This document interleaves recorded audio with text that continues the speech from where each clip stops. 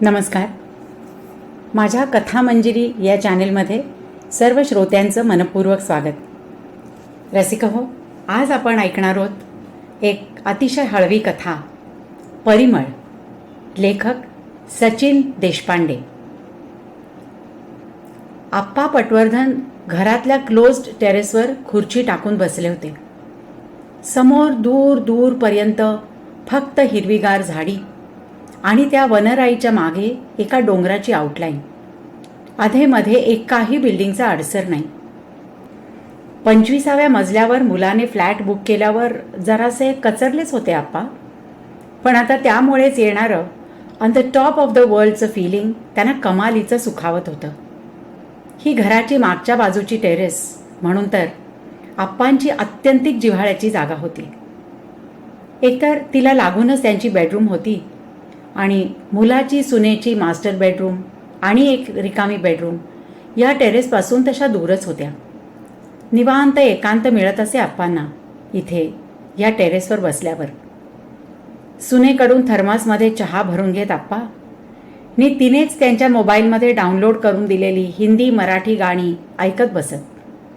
मग ह्यात अगदी 2.5-3 तास तर कुठेच जात नसत त्यांचे. तर आजही असंच आप्पांचं एकांत एन्जॉय करणं चालू होतं. मोबाईलवर अवघा रंग एक झाला, रंगी रंगला श्रीरंग लागलं होतं.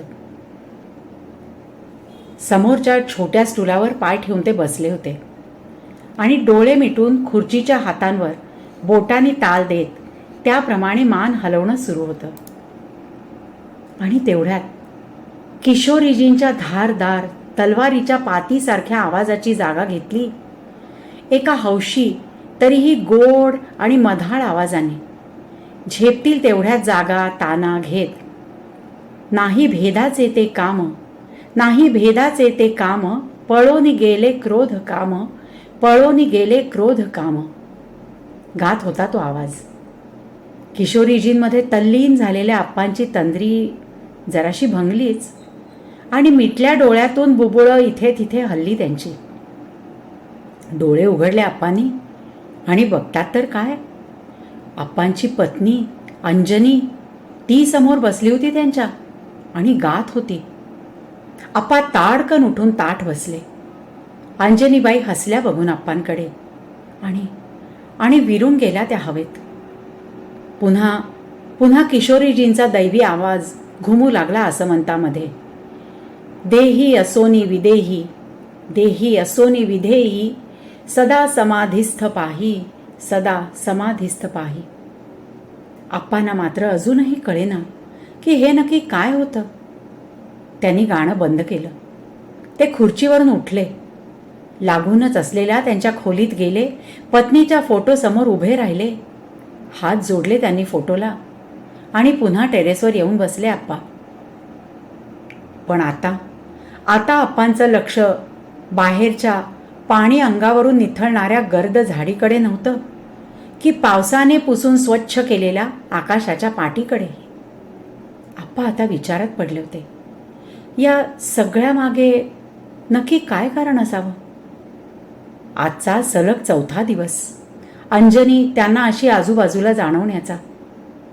आणि ते स्वप्न म्हणावं तर तसंही नव्हतं, कारण आपण गाढ झोपेत वगैरे असताना काही अंजनी येत नव्हती हे पक्क ठाऊक होतं त्यांना. कॉन्शियस असतानाच, पण कुठेतरी कशात तरी तल्लीन झालेले असताना ती येत होती समोर हे कळून चुकलेलं होतं आप्पांना. अंजनी हयात असताना त्या दोघांनी मिळून एकत्रितपणे ज्या ज्या छंदांचा उपभोग घेतलेला ते करताना अंजनी दिसत होती आप्पांना. आप्पांची उजळणी सुरू झाली. पहिल्यांदा दिसली होती मला अंजनी मुघले आझम बघताना.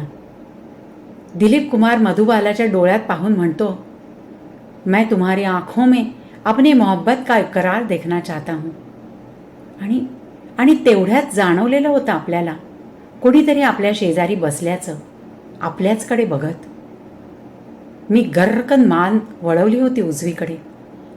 अंजनी भिंतीला लागून असलेल्या खुर्चीत बसली होती माझ्याकडेच बघत हसत. क्षणभरच नजरानजर झाली आमची आणि अदृश्य झाली ती.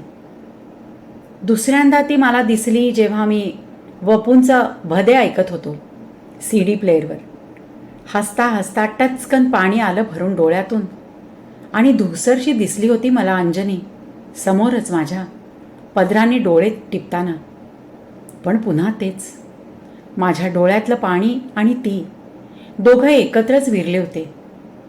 तिसऱ्यांदा मला अंजनी दिसली ते मी पत्त्यांचा डाव लावताना.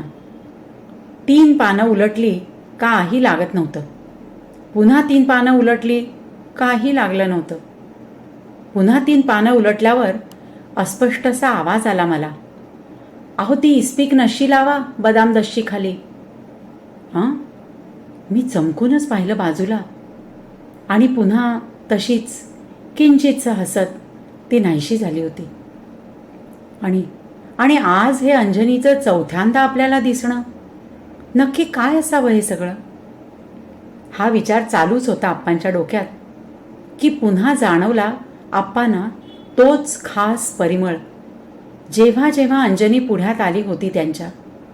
तो साबणाने तोंड धुतल्याचा, पावडर लावल्याचा, वेणी फणी केल्याचा सुवास.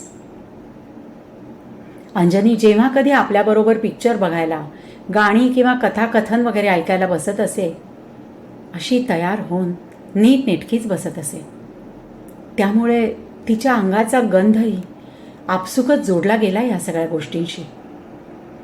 पण आत्ता तर आपण काहीच बघत किंवा ऐकत नाही आहोत, मग पुन्हा हा गंध का बरं यावा? आणि तोही एकाच दिवसात दुसऱ्यांदा? असा विचार करतच आप्पांनी डोळे उघडले आणि समोरचं दृश्य बघून काळजाचा ठोकाच चुकला त्यांच्या. अंजनी टेरेसच्या कठड्याला पूर्णपणे रेलून उभी होती, तोल सावरत आप्पांकडे बघत.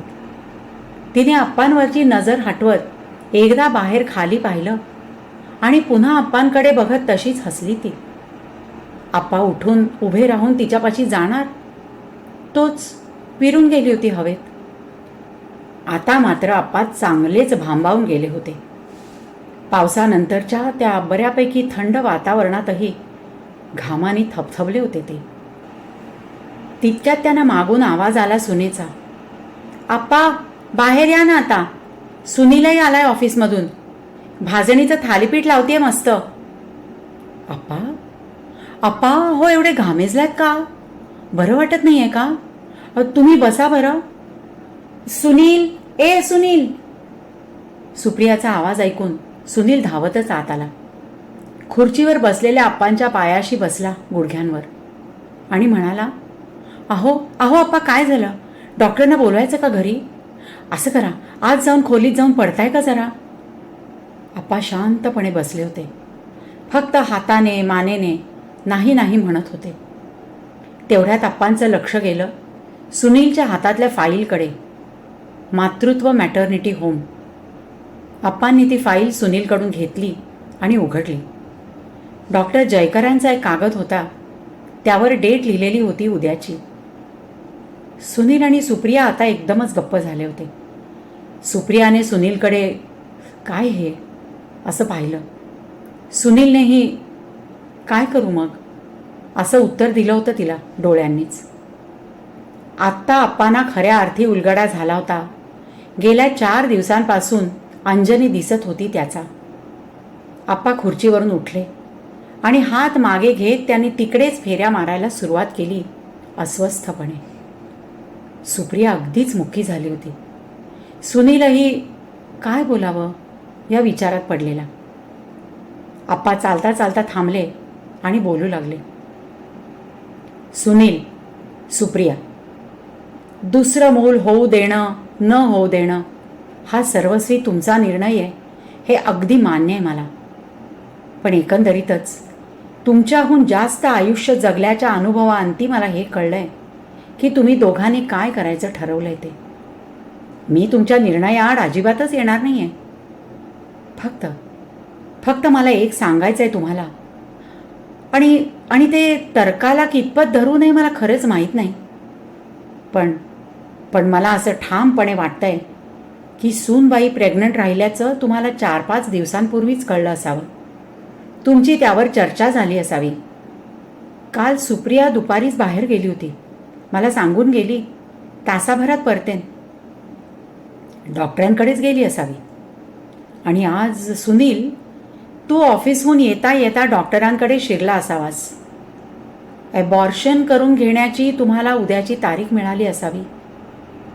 मी जे काही बोलतोय ते बरोबर आहे का सांगा, तरच मी पुढचं बोलतो. इतकं बोलून थांबलेल्या आप्पांकडे बघून सुनील आणि सुप्रिया दोघंही पार चक्रावलेच होते. हे एवढं खाजगी बेडरूममधलं डिस्कशन आप्पांना विस्तृतपणे कसं काय कळलं या विचाराने सुप्रियाची जमिनीशी खेळणाऱ्या पायाच्या अंगठ्यावरची नजर काही वर येईना. मग सुनीलच बोलला घसा खाकरत, हो आप्पा, म्हणजे आम्ही दोघांनी मिळूनच हा निर्णय घेतला की श्लोक 4 वर्षांचाच आहे, तर पुन्हा एवढ्यात तरी दुसरं मूल नको म्हणूनच. पण आप्पा, तर तुम्हाला आय मीन. लेकाची अडचण ओळखत त्याला मध्येच थांबवलं आप्पांनी हात वर करून. आणि सुनेकडे बघत ते बोलले, सुप्रिया, तू माझी लेकच आहे सगळं. एवढं कशाला ते खजील व्हायचं बापासमोर. फक्त तुम्हाला सांगणंही गरजेचं आहे जे गेले 4 दिवस माझ्या बाबतीत घडतंय. हे तुम्हाला केलेलं कुठलंही इमोशनल ब्लॅकमेल नसणार आहे एवढं मात्र लक्षात घ्या. कारण मी सांगितलेलं ऐकूनही जरी तुम्ही तुमच्या निर्णयावर ठाम राहिलात तरी मी तुमच्या पाठीशीच असेन. आप्पांनी मग गेल्या 4 दिवसांपासूनचं सुनीलच्या आईचं त्यांच्यासमोर येणं आणि आत्ता शेवटचं तिचं ते टेरेसच्या कठड्याला रेलून उभं असणं सगळं सांगितलं. हे सांगून झाल्यावर ते म्हणाले, डॉक्टरांनी तुम्हाला उद्याची डेट दिली आणि अंजनी पुन्हा आली इथे. जणू काही माझा निरोप घ्यायलाच, मला सांगायला की आयुष्याच्या कडेला उभी आहे मी पुन्हा एकदा. मला खरंच यात कितपत तथ्य आहे माहीत नाही रे, नाही माहीत. माझा स्वतःचाच यावर कितपत विश्वास आहे नाही कळत आहे मला. पण मला खरंच असं वाटतंय की सुप्रियाच्या पोटी हीच आली आहे रे, सुनीलची आई अंजनी. इतकं बोलून आप्पा निघून गेले त्यांच्या खोलीत, खांद्यावरच्या त्यांच्या त्या टर्किश नॅपकिनने डोळे टिपतच. सुनील मटकन खुर्चीवर बसला होता तर सुप्रिया अजूनही खालीच बघत उभी होती, पोटावर एक हात ठेवून. बारशाच्या दिवशी सुनील सुप्रियाने त्यांच्या लेकीचं नाव ठेवलं सिया. 2.5 महिन्यांची सिया हुबेहूब अंजनीसारखीच होती दिसायला. गोरा रंग, निळेशार डोळे, दाट कुरळे केस. आप्पा पाळण्यापाशी आले आणि आपल्याकडच्या पिशवीतून 3 वस्तू बाहेर काढत त्या पाळण्यात सियापाशी ठेवत म्हणाले, हा बघ तुझा आवडता साबण, तुझी पावडर आणि तुझ्या आवडीचं तेलही आणलंय. तू इथे नसताना या 3ही गोष्टींच्या एकत्रित सुवासासहित तू मला माझ्या अवतीभोवती जाणवत होतीस ग. आता पुढे कधी ना कधी मी सुद्धा नसेनच इथे, तेव्हाही ह्याच 3ही गोष्टींच्या एकत्रित सुवासाने मी असेन त्या ठिकाणी तू मला जाणवत राहशील. हा जो परिमळ आहे ना, तोच तर आपल्याला बांधून आहे अंजनी. अरे चुकलंच जरा बरं, अंजनी नाही सिया. आप्पाने खिशातल्या टर्किश नॅपकिनने परत डोळे पुसले होते आणि सिया हसली होती त्यांच्याकडे बघत, हुबेहूब तशीच, ओळखीची खळी उजव्या गालावर पाडून.